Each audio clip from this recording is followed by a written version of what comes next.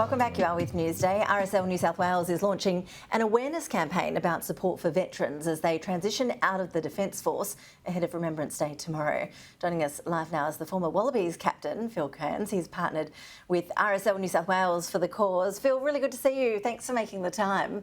Elite sports people know a bit about the challenges involved in transitioning careers. Tell us a bit about how that can be a struggle and how you think it might be able to be made that bit easier for our veterans.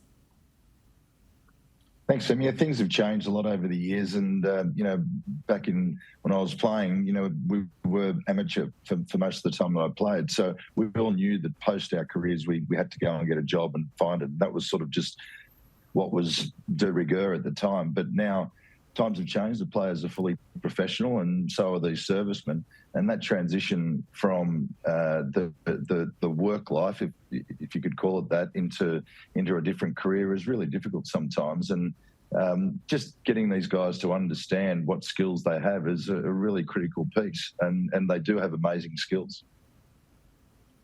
We have heard a lot in recent years about mental health challenges confronting elite sports figures. There can also be financial pressures. Again, some similarities there with our veterans. In fact, just yesterday, the vulnerabilities of some of our veterans were exposed with the government investigating those reports about ADF personnel being the target of recruitment campaigns from the Chinese military.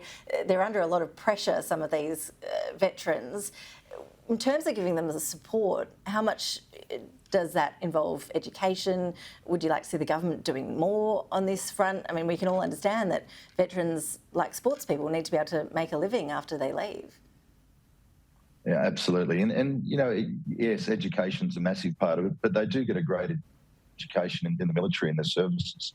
And government support is always helpful. We always love that. But sometimes it's just someone to talk to that's had a good career or knows the pitfalls of moving into a different type of employment, and also just to be able to give them confidence. So, what military people are generally fantastic at doing is operating under pressure.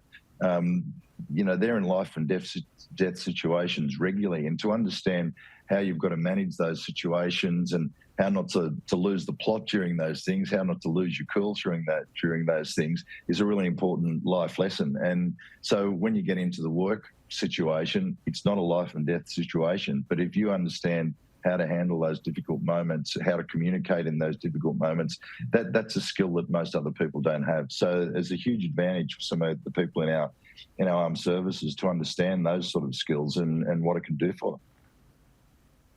We often do look to the government to do more, but do you think there is a responsibility for corporates in Australia, for the broader Australian community to step up on this front as well? I mean, Remembrance Day, as I pointed out, is tomorrow. What would you like to see Australians do to mark the occasion this year beyond the minute silence that we will all be observing, of course?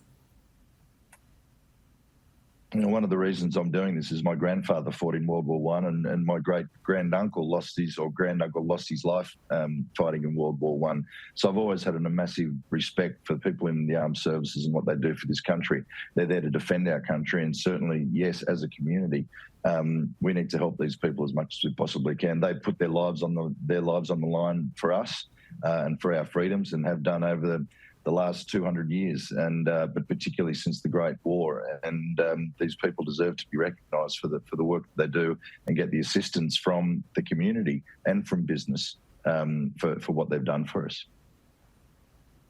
Well said. Phil, while I've got you, I feel like my sports colleagues would really want me to throw you a couple of sports questions. And in particular, we want to know what you've made of the Wallabies spring tour so far. The Wallabies, I see, have just announced a new captain for the game in Italy. It must be a good reward for a long-serving player.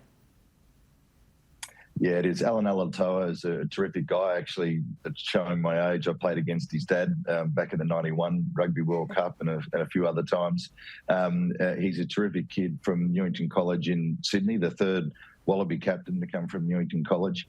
And very proud of him and what he's been able to achieve. He's worked really hard. He's a really personal guy, a very natural guy, and so it's a great reward for him. And he's got a tough game this weekend with Italy, who have won their last couple of games quite convincingly.